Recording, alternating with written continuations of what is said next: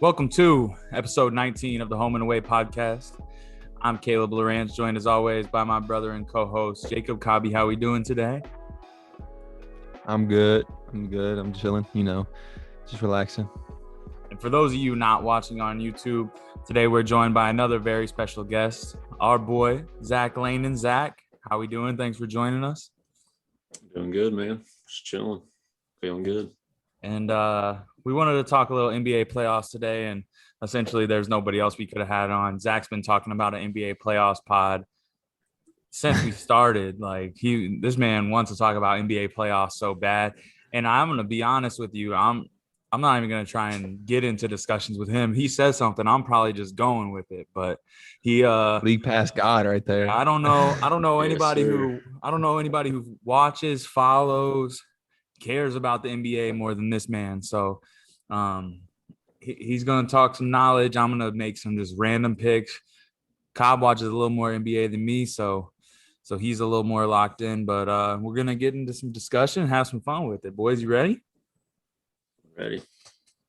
Sir, first of all, we should say that we're recording this on Friday, and this is before the last playing game between the Grizz and the Warriors. So let's handle that business first. Who do you guys got in that tonight? I'll go with my pick first. I've got Golden State to take that one home pretty handily. The Grizzlies, they started strong against the Spurs, but I just don't think they have what it takes to beat the Warriors tonight. But who do you guys got? Zach, who you got?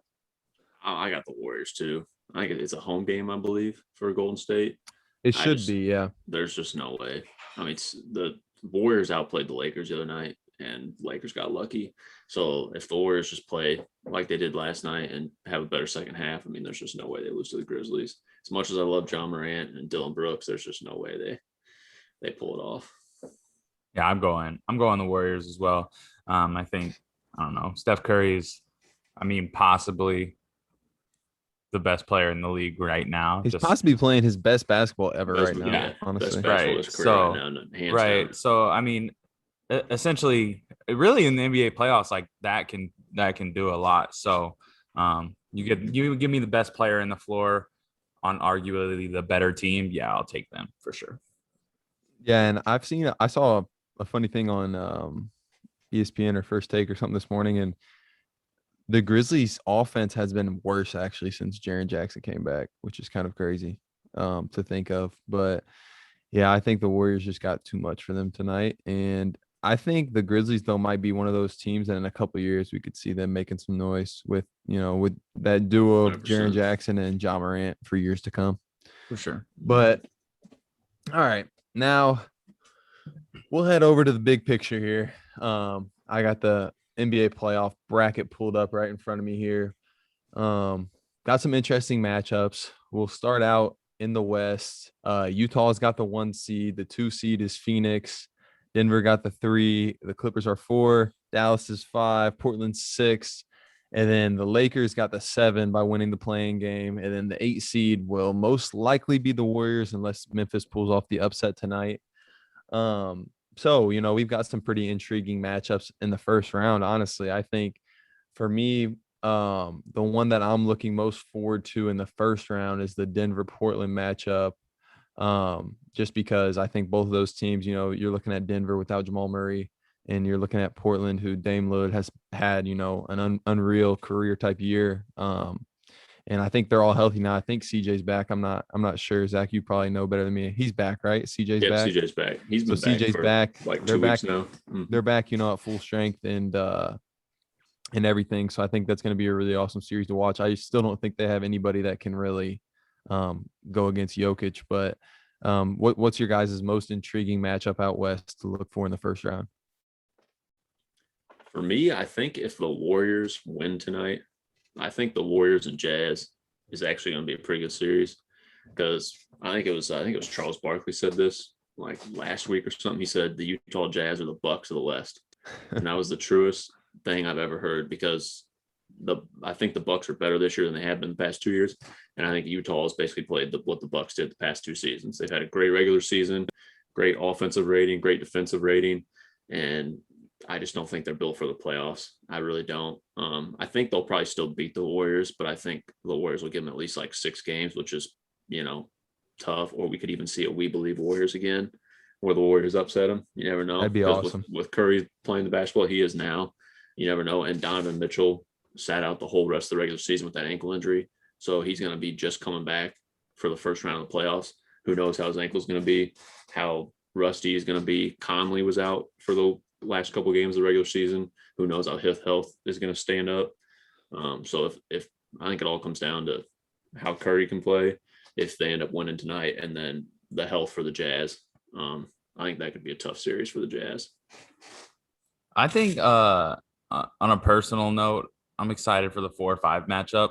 I don't necessarily think that the Mavs have a realistic shot of beating the Clippers in the series, but as a JJ Redick guy, I would love to see my guy advance deep into the playoffs. So I'll be tuned into that one for sure. And you never know what can happen in a series like that. It's a 4-5. In most years, a toss up. Obviously, the Clippers aren't a prototypical 4 seed, but I think it's a good matchup. And anytime you have Luka playing, it's an exciting time to watch. So that one's a good one for me. I think that if we see them get upset first round, we could be looking at the PG Kawhi era over in LA over there. We could look at that 100%. ending. I saw some reports came out like a couple weeks ago that the Warriors were going to offer Kawhi max in the offseason. That'd be kind of scary. If they don't win the championship this year, I wouldn't be surprised if Kawhi said, "Yeah, I'll go to Golden State." With a healthy Clay, healthy Steph, and Draymond, that'd be it. That's like the thing to consider already with the Warriors is like they've had a pretty damn good year, and they're missing arguably their second best player. Like, yep, that's not arguably. He is. No, yeah, he is. Right. There's times where like Draymond, like in the series or something, could be their second best player or second most valuable player. But like, yeah, for a full 82 game season, Clay's obviously their second best player. Like, so to think of, they're a playoff team without their second best player. It's kind of scary thinking about him coming back. Mm-hmm. All right. Well, let's go over our picks for the West here. First off, we've got Utah versus Memphis / Golden State. Who do you guys like in that? Who you guys feeling? I'll let Caleb go first, shake it up a little bit, and Zach, you go second. I'll round it out. I think Zach said it earlier. Like it's hard to see Utah losing that series, just because of how well they've played this year. But it comes down to, like you said, if Steph kind of really just goes crazy for 4 out of the 7 games, like there's a chance that they could steal the series. But I think Utah's team is just too good, so I'm gonna go with the Jazz. Zach, who you got? I'm with Caleb. The tough thing with the Jazz, even though they've had a great regular season, they're the one stat that stands out the most with the Jazz. They're the only team in the NBA that's top 5 in offensive and defensive rating. They're number 4 in both. So that right there, that's tough to beat. That's going to be tough to beat in the playoffs. That's not a fluke that they did that in the regular season. I still like the Warriors' chances if they do win tonight, because Curry, like Caleb said, Curry could go just crazy and he could average 45 a game, and just who knows, especially if Donovan Mitchell's health is still a question mark, his ankle, Conley's health still a question mark. But I still like the Jazz, and probably I'd say Jazz got it in like 6 games. I think Curry's definitely got one game where he's going to probably drop like 55 points and just get him a win. So I say Jazz in 6. Yeah, I actually had the exact same thing. I got Utah over Golden State 4-2, 6-game series. I will say this: I love watching the Jazz play, just the way they share the ball and move the ball. And Joe Ingles is one of my favorite guys in the NBA, just because he does literally all the dirty work, and he does not care. He's not flashy, he's not athletic, and he just does all the dirty work. And he has those games sometimes in the playoffs or even in the regular season where it's just like he'll come out and have freaking 10 assists, 10 boards, and give you 15, give you a little triple double or something, or a near triple double. And it's just like you look at him and you're like, this dude's doing this to my team, like how? So I think he's going to be a big factor in that, other than that matchup with Donovan Mitchell and Steph. So moving on, We got the Clippers versus the Mavs. I'll give you my thoughts on this first. I think a gentleman's sweep Clippers 4-1 over Dallas in that series. I don't think Dallas – I think Dallas will get a game, but I don't think Dallas really has a huge chance in there, and I think the Clippers are out for vengeance kind of this year. What do you guys think? Zach, what are you feeling? I'm gonna pick the Clippers too. I got the Clippers at 6 though. I think Dallas is, the bubble last year. The Clippers obviously weren't the Clippers in the bubble. I don't know what team showed up in the bubble. That was not the Los Angeles Clippers. I think Luka still got some magic in him. I think he got 2 games on him last year. Hit that game winner. I think Porzingis was not healthy in that series last year. He missed, I think, like 3 of the 6 games, or like 4 of the 6 games, something like that. So Porzingis is healthy this time. Tim Hardaway Jr. is playing probably the best basketball of his career. JJ Redick is now on the Mavericks. I think he brings more 3-point shooting to him, brings leadership to him. Luka, he's going to get 30, 15, and 10 every game almost. Dorian Finney-Smith's playing good for him right now too. So I think the Clippers will probably still win, but I think it's going to be closer than people think. I say probably Clippers in 6 though. Yeah, I think for me, the deepest I see the series going is 6 games. I think like it could even be something like Dallas steals 2 of the first 3, but then at the end of the day, I don't know. The Clippers just become the Clippers, and Paul George and Kawhi Leonard are too good for the Mavericks to handle. So I think for me, that's it. The farthest it goes is 6 games, and I kind of lean more on Cobb's side of a gentleman's sweep, a little 4-1 action. So Yeah, and then the most intriguing matchup to me of the first round in the Western Conference, Denver versus Portland. Like I said, you got Denver, you got Jokic, and Portland has that dynamic duo in the backcourt.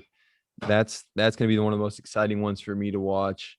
For me, I have Denver over Portland in 7 games. I think that one's going to go 7. There's always a couple I feel like in the first round that do go 7. So that's one of the ones that I'm looking at to go 7 games. And I think that one's going to be one of those ones that you want to tune into every night. Caleb, what do you think about that one? I'll take a 7-game series in this one because I think it is going to be very exciting. I think playoff Dame Lillard's really good, and I'm gonna go with the Trailblazers in 7 games. Man, I just want it to be his time, honestly. Like, out of anything, I just want it to be Dame Lillard's time. Like, he flies so under the radar, and like by all accounts seems to like go about playing the right way. He's super loyal to the city of Portland, like when nobody really is, like, or has a reason to. So let Dame Lillard have some shine. I'll go Portland in 7. I'm with Caleb on this one too. I got Portland in 7 as well. I think it's just a good matchup. I think they match up well with each other. Even though Denver doesn't have Jamal Murray, they ended up getting Aaron Gordon, which was a massively underrated pickup at the trade deadline. No one really talked about it, and he played great for them, has played great all season. And after they lost Jamal Murray, in their 10 games after they lost Jamal Murray, they went 9-1. Denver did. So, I mean, it's not like they just fell apart after they lost Jamal Murray. And Michael Porter Jr. is playing. He's having a breakout season this year. He's up for most improved player of the year. So I think Denver's got a good shot, but I think Dame Lillard's probably one of the most disrespected players in the league, and it's Dame time. And the Blazers are going to win in 7. It's just Dame time. And CJ McCollum got healthy at the right time. Nurkic is healthy now for him. They got Enes Kanter back. They got Robert Covington now, who's a great defender. They got some bodies they can throw at Jokic, and they also got Melo. And I think Melo he's a guy that could be a sleeper. He could end up making, he could have a night where he goes 6 of 9 from 3 for 25 points. You never know. I like the Trailblazers in 7 though.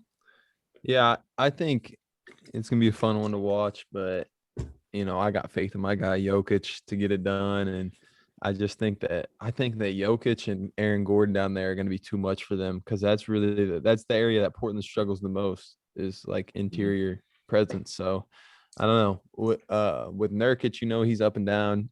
He kind of has those good games, has those bad games, and then he gets injured a lot. So I mean, I would love to see him play well, but at the same time, I don't know. We get it, bro. Thanks. You just want Jokic to win. We get it. The thing Jokic is that's- going to be a problem for them. But I will say this though, that I think whoever wins that, I mean, we're going to be looking at a pretty fire series for the second round between the 2-7 matchup where we have Phoenix against the Lakers. I think I know where all of us are probably going to go with this pick, Let me go first.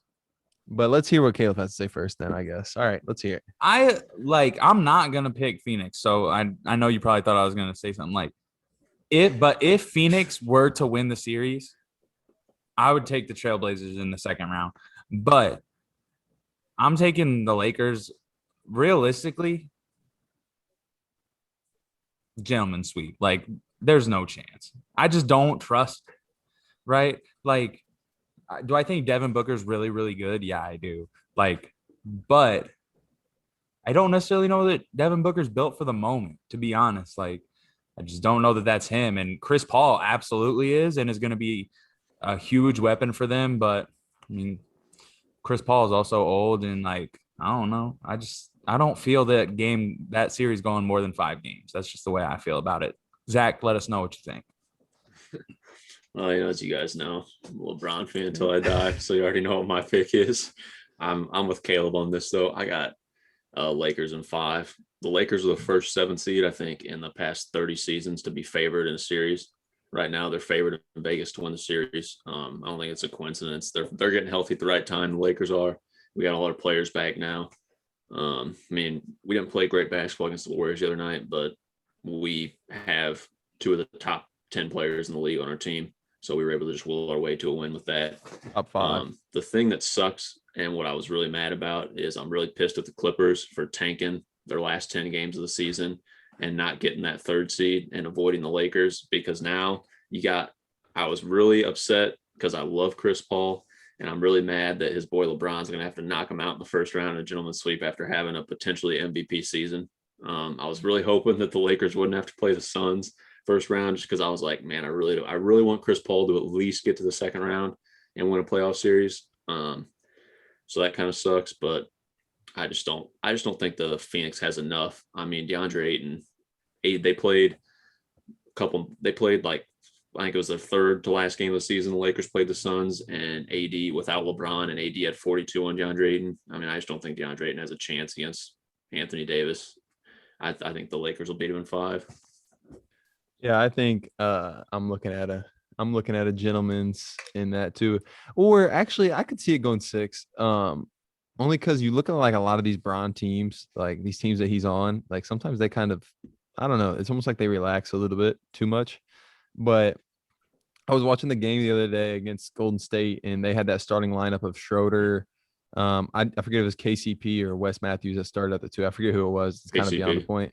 But then they had Bron, and then they had Drummond and AD in the front court, and that they said that was the first time, Schroeder, Bron, AD, and Drummond. That was a 3rd time is all that they've all been on the court together. So, we're looking at them getting healthy right at the right time, and hopefully that could be a team. They still haven't peaked yet. They could peak right now at the right time, and they can make a run for the championship, because honestly, even though they're the 7th seed, they're probably the most talented team in the league, maybe besides the Nets. So I want to make a couple points, if that's all right. Yeah, go ahead.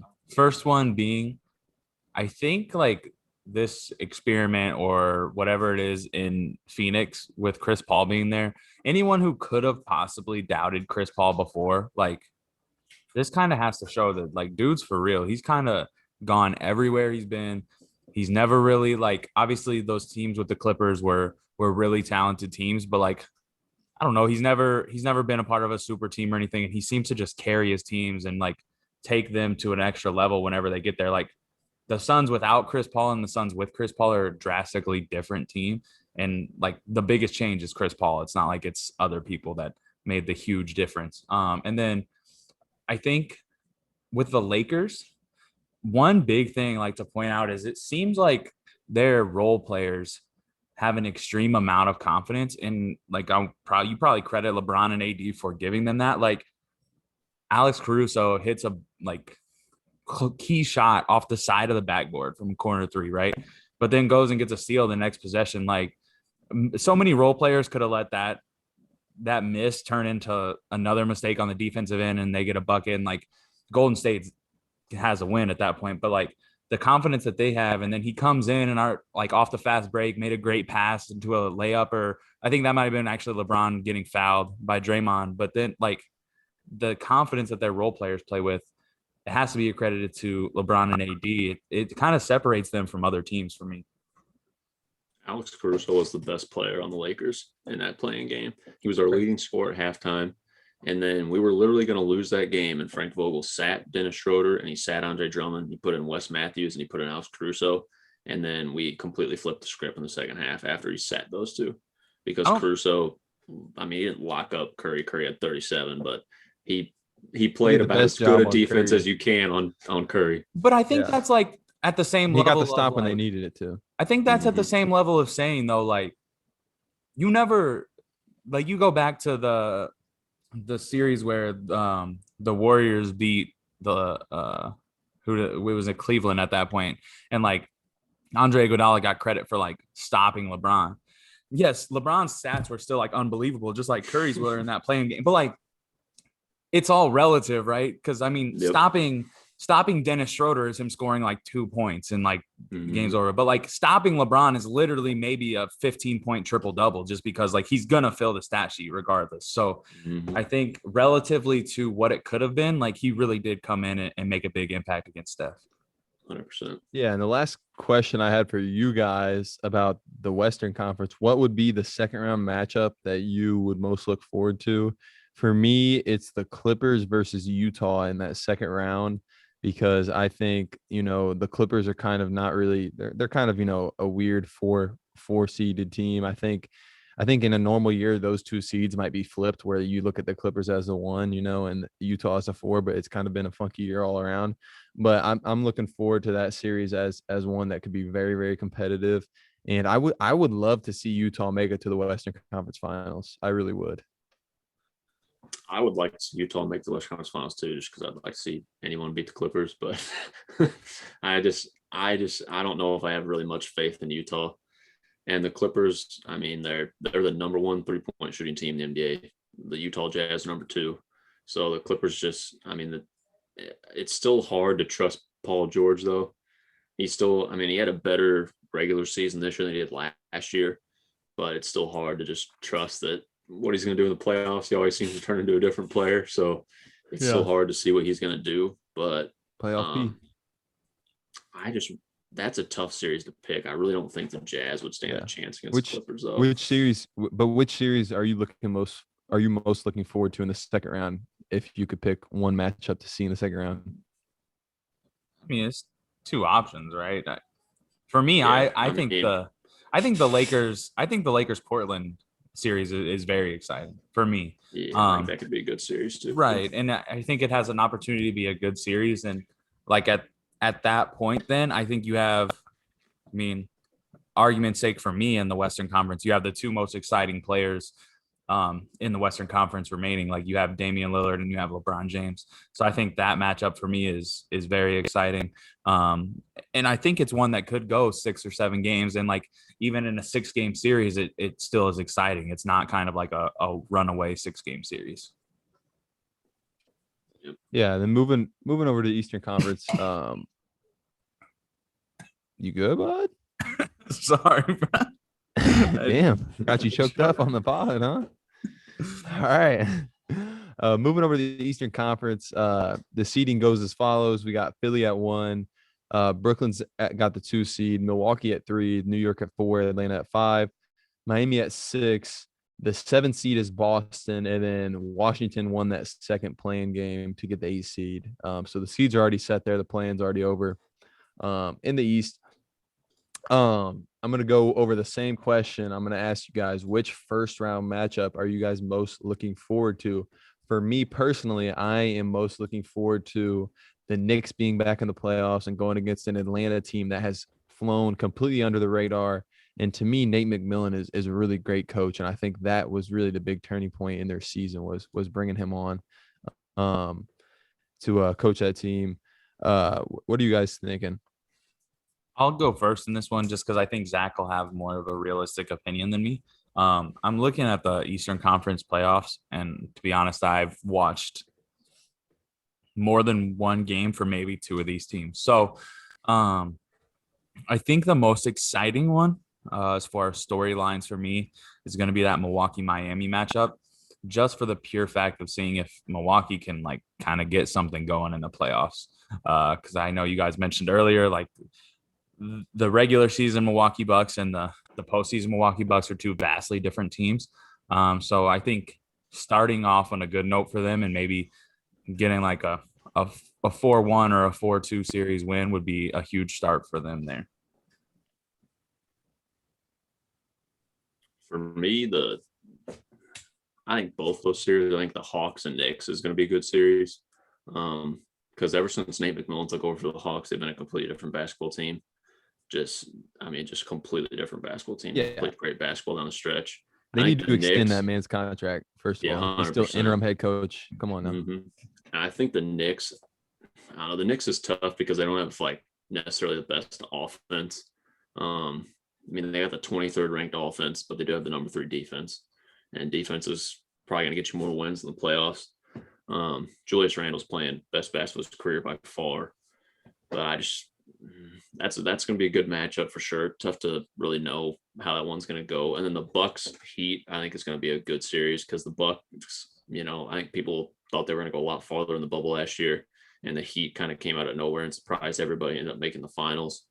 And even though the Heat are the 6th seed, they probably should have had a better season, but they had Jimmy Butler was injured at the beginning, and Goran Dragic was injured at the beginning, and they kind of didn't really start playing good basketball until this last like 2 months. So they're just now playing their best basketball towards the end of the season, which is, going to be tough for the Bucks. I think this could be like vastly different from your guys' opinion or anyone's opinion. So if this is the case, let me know. But like looking at the Eastern Conference playoff bracket, like I don't see a game up until probably the Eastern Conference Finals that I would be more excited about that series than I am about like 2 different first round matchups in the Western Conference playoffs. Like the Western Conference playoffs excite me so much more than the Eastern Conference do this year. I may be a vast minority here, but to me, it seems way more exciting in the West. 100%. I think I kind of disagree. I'm very excited to see the Knicks Atlanta matchup. I'm actually really intrigued to see what Washington will do against Philly at the 1 seed. Because I think Russ might give you more than you expect there for Philly. And then I am also very intrigued by the Milwaukee-Miami because I mean, if you go back to last year, I mean, Miami beat Milwaukee.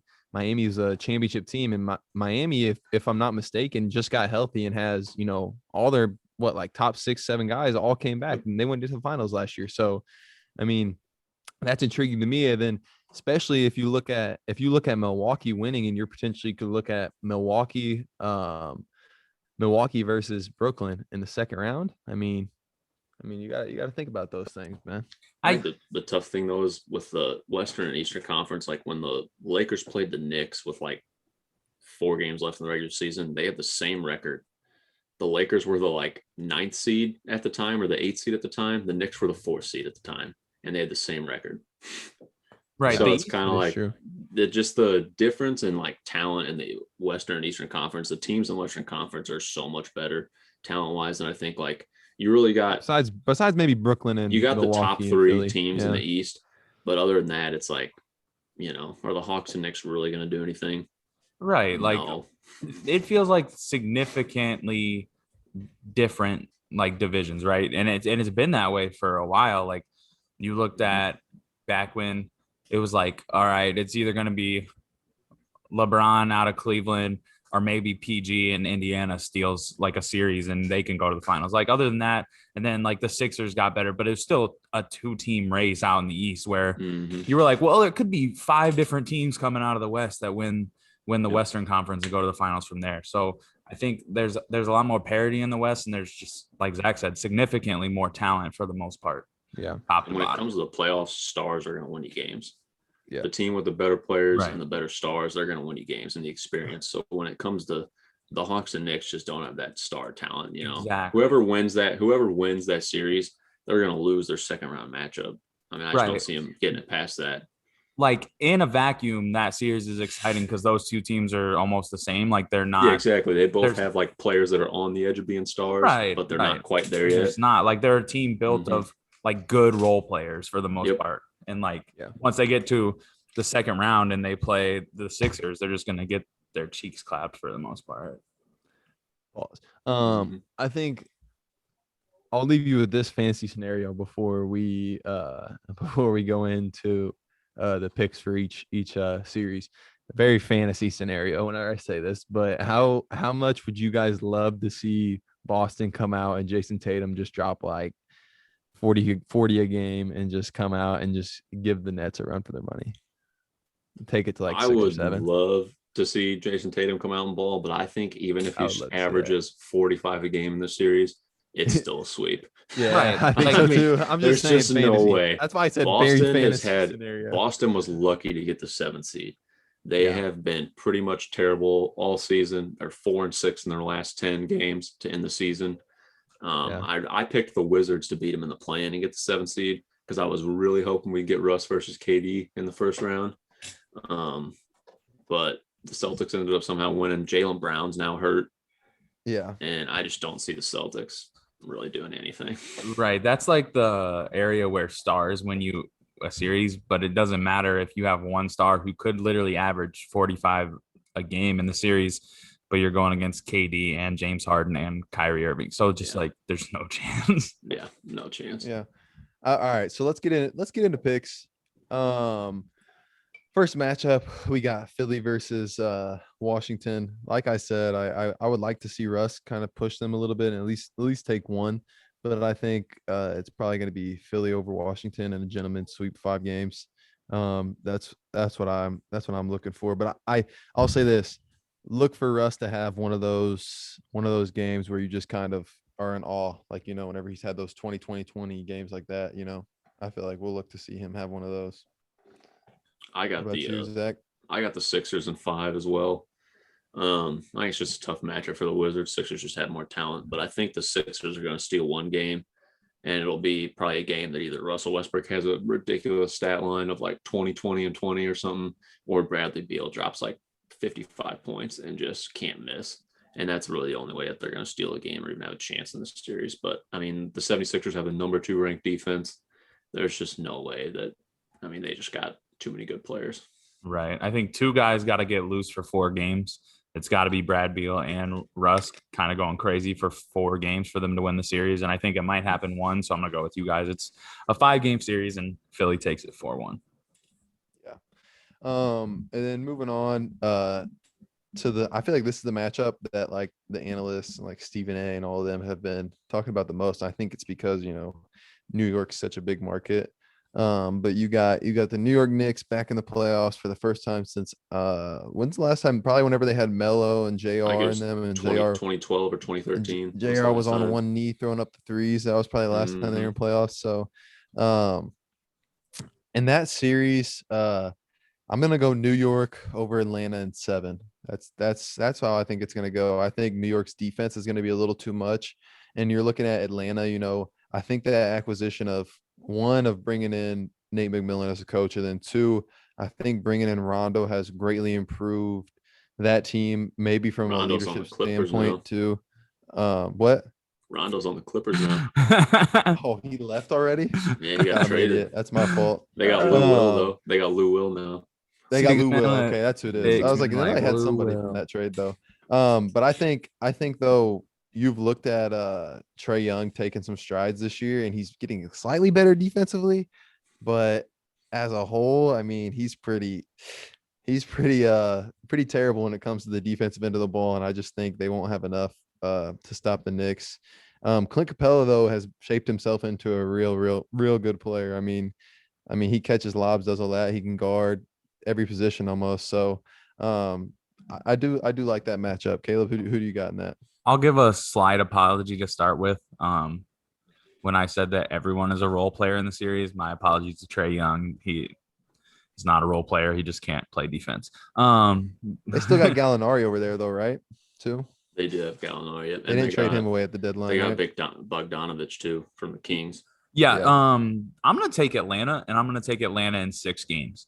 Full transparency, I never considered myself the largest NBA fan, and this series, I don't legitimately know that I've seen either team play one time in a full game. So I'm gonna take Atlanta. I'm gonna take them in 6 games, just because I don't trust the Knicks at all, because they're still the New York Knicks. I'm gonna go with Cobb on this one. I got the Knicks in 7. I think Tom Thibodeau should. I mean, Monty Williams probably won Coach of the Year for the Suns, but Tom Thibodeau should be a close second or damn near win Coach of the Year. He's done an outstanding job just getting the Knicks back in the playoff. If sure, New York is absolutely buzzing right now. I think they opened their capacity to 15K and they sold out at MSG already for like every home game. So New York's, I mean, the Garden's going to be buzzing. There's just no way that I think the Knicks have the 3rd ranked defense and the Hawks have the 21st ranked defense. They can't guard a traffic cone. So there's just no way that, I mean, even though the Knicks have a pretty bad offense, at sometimes can be pretty stagnant. I just think they play tough defense and they really hound you. They really hound your guards with D Rose and Alex Burks. And I'm looking for D Rose to maybe have a resurgence back in the playoffs. I think D Rose could maybe go crazy here. Feeling good back in the playoffs. He's healthy again. He's played some good basketball this season. I think it'll be a tough series, but I got the Knicks in 7. Yeah, and good for D Rose speaking his mind a little bit today. I liked that. I liked that from him. That was a pretty that post tugged at the heartstrings a little bit. Caleb probably didn't see it. Did you see it, Caleb? Nah, some of us He got basically was jobs. just saying like, you need to quit fucking calling me vintage. Like I'm me. I am who I am. Like I went through these hardships, but like I made it through to the other end. Y'all don't know what I put into it. And this is how I play now. You don't quit calling me like old man's game. Yeah, I don't have the speed. I don't have the athleticism I once had, but I'm still here and I'm still doing what I do. Basically, that was the gist of it. So I respect the hell out of D Rose, man. Yeah, I always will. I respect He was one of that. my favorites growing up as a kid, and it does suck to see him go through all those injuries and not be the same type of player that he was back then. But I've loved these last couple of years seeing him kind of fall into that 6-man role, that guy off the bench that come and give you 15 to 20 a night. And like with the Knicks, oh my God, him back with Tibbs, like bro, he's been playing great defense in the game. The last few games I've watched of them, like he's really been getting after it defensively too. So I love to see that. Does he still have a signature shoot? Yep. Yeah, he does. Mm-hmm. That's wild.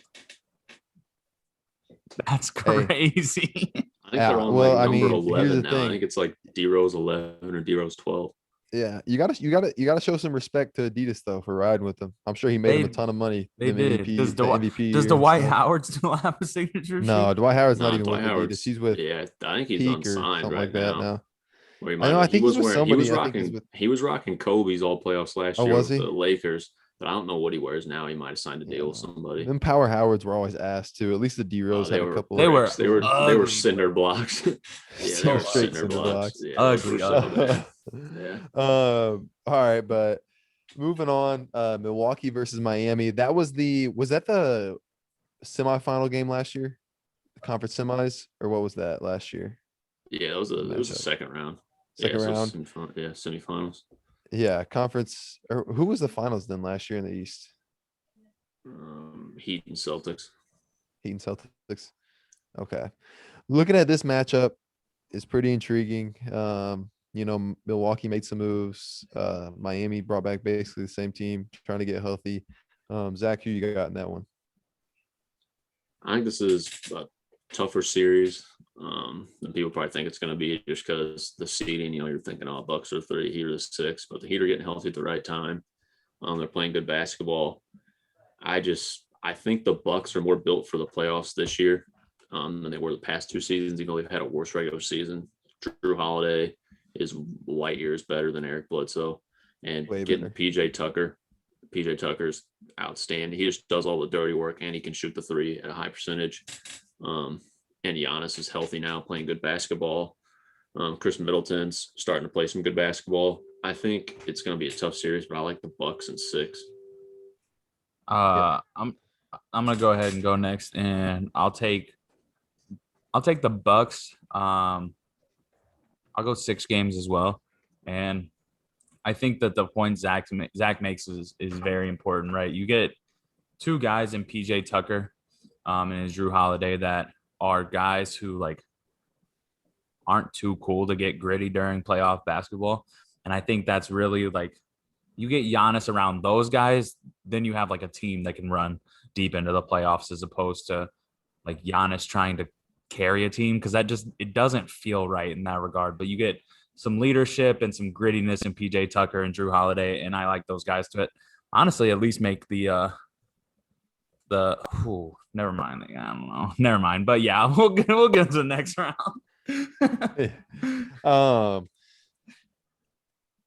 I hate to go clean sweep on this series, but I did also have Milwaukee winning. But I had it going 6 or 7 games. I don't think it's going to be a cakewalk by any means for Milwaukee.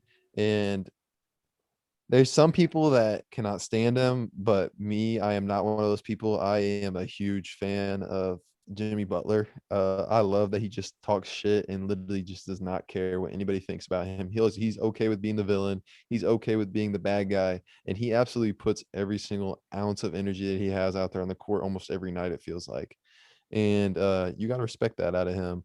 And then on the other hand, I think the biggest thing that everybody's gonna be looking at is Giannis, because right now, his legacy is he's top 5 guy in the NBA, 2-time MVP, defensive player of the year. But I think his legacy can only go as far as his playoff success goes, if that makes sense. Like right now, a lot of people look at Giannis and they look at him as strictly a regular season player. In the playoffs, it's tough because in the playoffs, teams are okay with giving up those shots and just focusing on kind of clogging the paint so that Giannis can't get in there and do what he does really well, which is get to the bucket and finish at a high rate.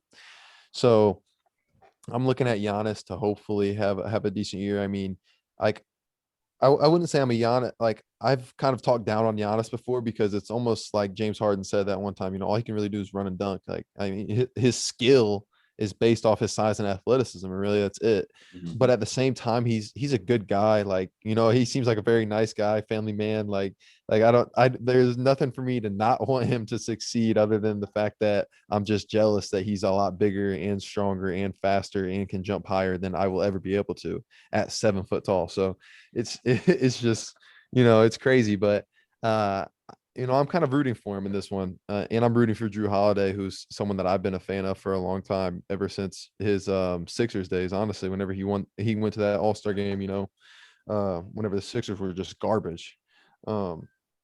But with that being said, Milwaukee is a clean sweep from us 3 to win that series. And then moving on to the next one, which I think will probably be a clean sweep as well. We're looking at Brooklyn versus a depleted Boston team, missing arguably their first or second best player. Some people claim that he's better than Tatum, but I don't think so. Literally a clean I'll sweep. just go first. I got Brooklyn in 4. Yeah, literally I a clean don't sweep. think Brooklyn couldn't have got a better matchup for their first round matchup. The Celtics are playing probably the worst basketball they've played the past 5 years, and they're missing their second best player. Kemba Walker hasn't been the Kemba Walker he was in Charlotte since he went to Boston. And Brooklyn's just, come on. This isn't even going to be close series. No. Yeah, it's not going to be particularly close. I do not think. The one thing I think that I want to say about the Eastern Conference before we leave is I definitely would have liked to see LaMelo somehow make it through the play-ins and get into the playoffs as a rookie. I don't know. He's so exciting to watch. I know that everybody gets a little mad at ESPN and all the sports outlets for kind of, hopping on the bandwagon a little too hard at times, and posting literally like what do they call it? LeBron Center or LaMelo Center report. sometimes. But dude, he's fun to watch. And I think that could be a team that I think me and you have talked about it, Zach. That was one of the most fun teams to watch for us this year. And maybe 100%. In the next couple of years, who knows? Maybe they could be a team that's in the playoffs and fighting to go to at least the semis. Side note on that, though, who's the rookie of the year, LaMelo or Anthony Edwards? Oh, we're going to get to that. I'm going to get to that. I'm going to ask you guys. Dude, I have somewhere to be. This is like a 4-hour podcast. We might have to break and then reconvene after this. Bro, it's been 45 minutes, bro. Come on now. I know. I'm just saying I have to leave in like 30 I'm just going to ask you guys your picks. That's easy. I got one more question on this, and then I got a couple more questions, and we're done. But out of the possible second round matchups, same question I asked you in the West, which one would you be looking most forward to? For me personally, I'm looking most forward to seeing Milwaukee face off against Brooklyn because I think Milwaukee would be the team to beat Brooklyn if they do it in the East. I don't think there's two games, and if you pick the other one, it's the wrong answer. I think Yeah, I but don't. some people have been standing the Knicks hard because they're a big market Yeah, but team and there's just all that. whoever wins the series between the Hawks and the Knicks, they have to play the Sixers. They're gonna lose in 5 games. The Sixers are gonna be set. The Sixers are setting themselves up real good because they're gonna have 2 pretty easy playoff series. They're gonna beat the Wizards in 4 or 5, and then they're probably gonna beat the Hawks or Knicks in 4 or 5. I don't see either of those going 6. And the Right. Sixers match up great with the Knicks. They're gonna play 8 to 10 games and be in the conference finals. That is great. Yeah, yeah. They're gonna be. But Brooklyn and Milwaukee is definitely the most of all 4 of the matchups, Western and East. That's the most exciting by far because the Brooklyn Nets weakness is the Bucks' strength. I mean, Brooklyn has no one that can guard Giannis or can even touch him. And the last 2, Brooklyn and the Bucks played twice to end the season, and the Bucks beat them both games, and Giannis had 40 in both games. So, I mean, granted, Brooklyn didn't have James Harden, but still, though, I mean, they just have no one that can guard Giannis. I think along with that too, you're looking at Drew Holiday over there as arguably one of the best defenders in the league, according to his peers. I think KD was on JJ Redick's podcast, said he's the toughest guy to score in the league. So you look at Drew Holiday matching up against Kyrie or James Harden, either one of those. And then you're looking at Giannis. Giannis is probably one of the best guys to match up against KD. So I think those matchups are going to be great. I think Harden is really what makes Brooklyn go. I don't know. That's just how I feel. But with that being said, who do you guys have winning it all? Who do you guys have coming out of the East, out of the West, and then who do you guys have winning it all? For me, I want to see it. I want to see it. I would love to see it. I want to see the Lakers. I want to see the Nets, and I want to see it go to 7. And I want to see Bron get it back to back and get his 5th ring, right? His 5th. Yeah, that'd be his 5th. We just spent 45 minutes on the first round and then jumped straight to who won. Well, because we might not go. The second round's not set yet. We're gonna have to come back to that. Oh, okay. Once these first round games are over. Okay, that's fair. I didn't know this was my idea.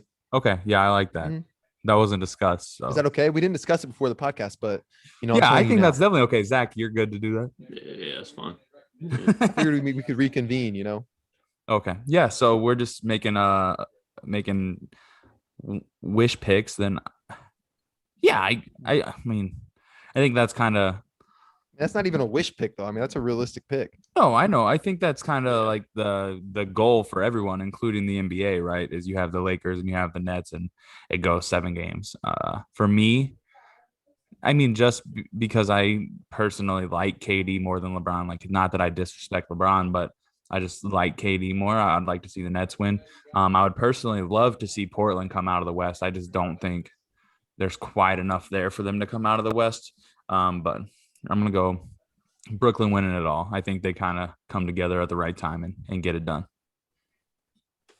Zach, we already know who you pick. Obviously. We're healthy at the right time. LeBron's ankle's feeling good. AD's feeling good. We got Schroeder back now. Frank Vogel's done a great job for us. I think it's going to be a tough road for Brooklyn to get to the finals because I think the Bucks and Brooklyn, that second round, I think that's going to go 7 games. I really do. Maybe 6. But I think if anyone's got a chance to beat Brooklyn, might be there. But also the Sixers are going to be playing, maybe 8 to 10 games in their first 2 rounds, and they're going to be sitting there waiting for Milwaukee or Brooklyn. And again, the Nets have no one that can guard Joel Embiid. Nobody that can guard Joel Embiid. Joel Embiid's had a potential MVP season. Ben Simmons, potentially defensive player of the year, 6'10". I mean, he could definitely, they got Tobias Harris too. They got Danny Green, great defender. Matthias Thybulle, outstanding defender. They got some bodies they can throw the Nets way. So I think the Nets have a tough road to the finals, but it's hard to bet against Kyrie, Harden, and KD to not make the finals. I mean, that's 3 of the, top 10 players in the league on the same team. It's just hard to bet against that. But I got the Lakers still winning it all. But if LeBron wins the finals against the Nets, the GOAT conversation's officially over. I'm sorry. It's officially over. The GOAT conversation's over, huh? I think with Philly, though, like you said, you're looking at them having, to me, a relatively easy route to the Eastern Conference Finals, and the size and length that they have can really trouble anybody. So, yeah, I wouldn't be completely surprised if they made it out of the East, to be honest. I think in the West, though, you're looking at LA either way. I think you're either looking at the Clippers or the Lakers 100%. coming out of the West. Yeah, 100%. But so you mentioned it, but I wanted to move on. I just wanted to ask you guys, since the regular season's over and these are all regular season awards. First off, we'll ask that question first. Who do you guys got for Rookie of the Year? I think the finalists were LaMelo, Anthony Edwards, and Tyrese Halliburton were the top three guys. Tyrese Halliburton. I think Anthony Edwards will win it. I think LaMelo should win it because his team was better, and two, I think what he was doing while he was healthy was a lot more impressive than what Anthony Edwards was doing. But I think just the health issue where he missed a lot of games is probably what's gonna keep him from winning the Rookie of the Year. I got Anthony Edwards winning Rookie of the Year. I think he should win it too. I think if LaMelo would have stayed healthy, he potentially would have got it. But once LaMelo came back from his injury, he was not playing the same basketball he was the beginning of the season. He was awful in that playing game. I mean, horrible. Yeah. And Anthony Edwards has had multiple 40-point games late in the season here. Anthony Edwards has been playing really good basketball. Anthony Edwards is exciting to watch too because he is stupid. Michael Jordan's son. Stupid athletic. Love watching Anthony Edwards too. I think it just, the Timberwolves are awful, so it kind of hurt him a little bit. But I think he'll definitely win Rookie of the Year. Yeah, I think will Anthony Edwards and should is also Anthony Edwards. I think the games played factor is big. And I know people who vote on NBA awards do take stock in games played. And we actually had the discussion at work today because obviously up here, anybody who likes the NBA is for the most part a Timberwolves fan. So we pulled up stats and compared them, and I think Anthony Edwards averaged 3 more points and maybe 2 less rebounds, 2 less assists. So I mean, realistically, I don't think what LaMelo did was that more impressive over the entire season than Anthony Edwards. And like Zach said, Anthony Edwards kind of went like this, and Melo was kind of on that path, but then came back and fell off a little bit. So I think Anthony Edwards is the right choice, but heck of a pick and heck of a season for the Kings and Tyrese Halliburton. I mean, that's essentially a steal of a draft pick. Yeah. Steal of draft. Yeah. Right. 100%. He is. And I mean, the thing is, it's kind of crazy because I remember 2 years ago, Tyrese Halliburton was one of the most talked about point guards in college basketball. He was a can't miss kind of guy. And then I don't know, just didn't hear much about injuries, him. I think. Yeah. He got hurt, and then Iowa State wasn't that. He got hurt and Iowa State wasn't that good and kind of fell off until now. And it's kind of back to the old Tyrese Halliburton. So that's good to see. Yeah. Then moving on, we'll go. Who do you guys have for the most improved player? I think it has to be, even though I think I was looking at his numbers, or do they have the finalist out for that award yet? First of all, it's Julius Randle, Michael Porter Jr., and I forget the third guy. Yeah. I think Julius Randle is probably the only right answer for me, at least. Who do you guys got winning that? Yeah, I mean, Michael Porter Jr. has definitely taken a step this year. And he's definitely playing good basketball, but I mean, he's the fourth option on the Nuggets. Julius Randle's the option on the Knicks, and literally probably their only option. And he's, he didn't single-handedly carry him to the playoffs. It was more of a team effort, but Julius Randle's playing the best basketball of his career. And to get the Knicks back in the playoffs, get New York buzzing again, I think he's the only right answer.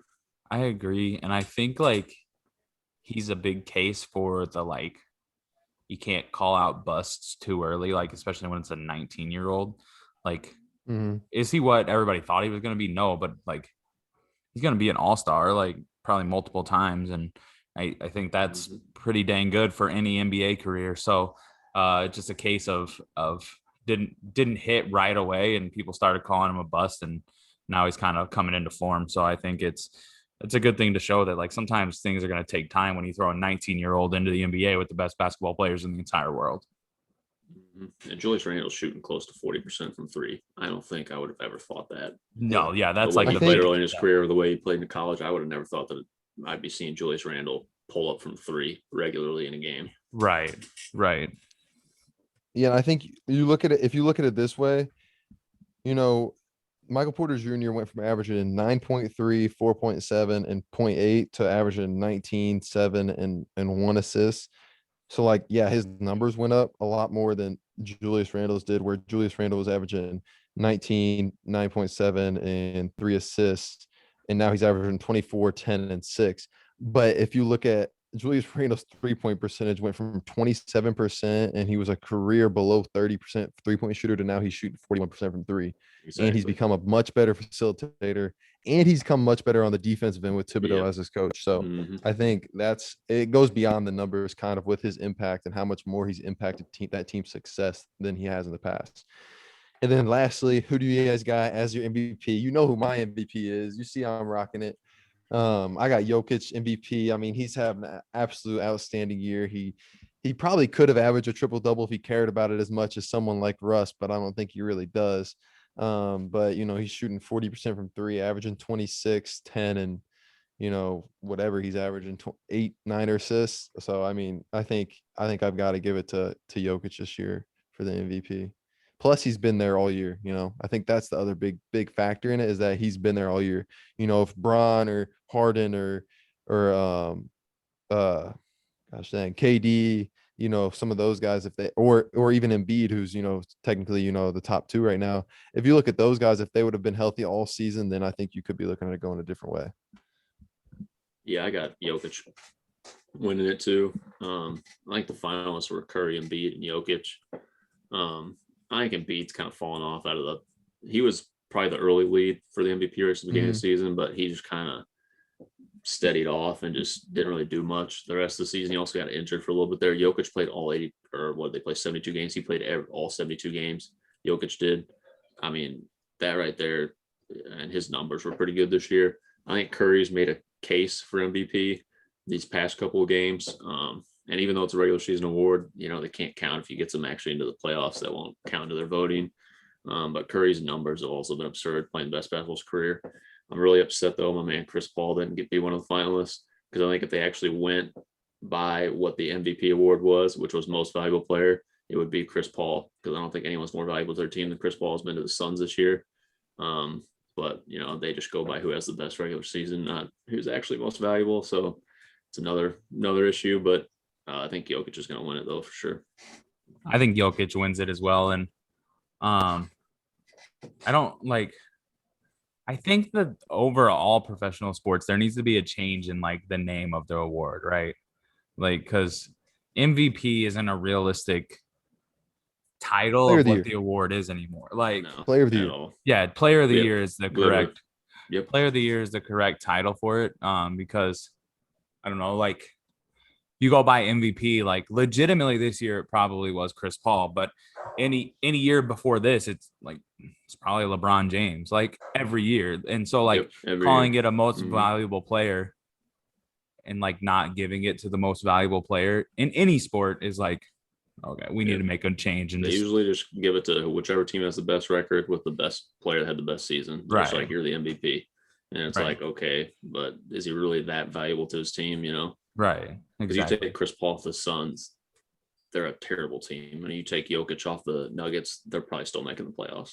Right. I think without Jamal Murray, though, I don't know. With Jamal Murray, we're talking, if they still have Jamal Murray, not Jokic, they're still making the playoffs. I think of the MVP finalists, though, Steph Curry is probably most valuable player. The Warriors are not 100%. The Warriors are not a playoff team without Steph Curry. Not at all. They're a high school team without Curry. Right. I love Draymond, but when Draymond Green becomes your best player, you're in a bad spot. Yeah. That month of was that the month of April where he hit 98 threes? Yeah. That was unreal to just go out. Literally every single time you turn on the TV or turn on Sports Center, it's Steph Curry had 11 threes again tonight.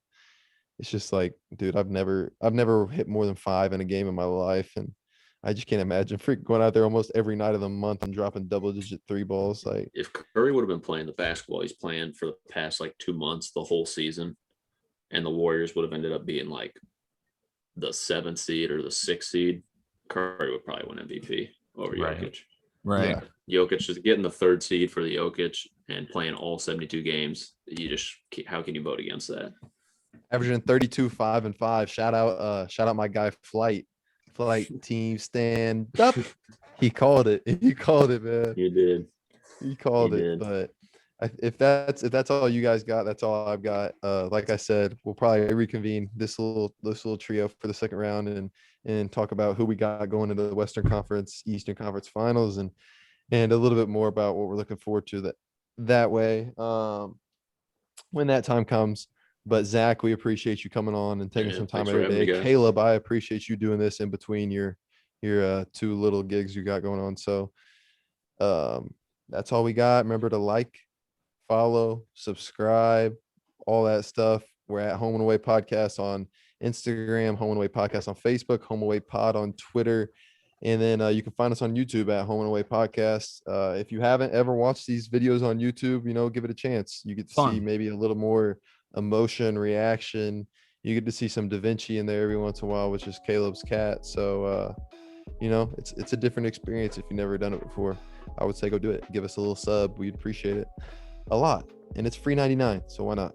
So that's all we got. We're out of here. Episode 19. It's a wrap. Peace. Peace.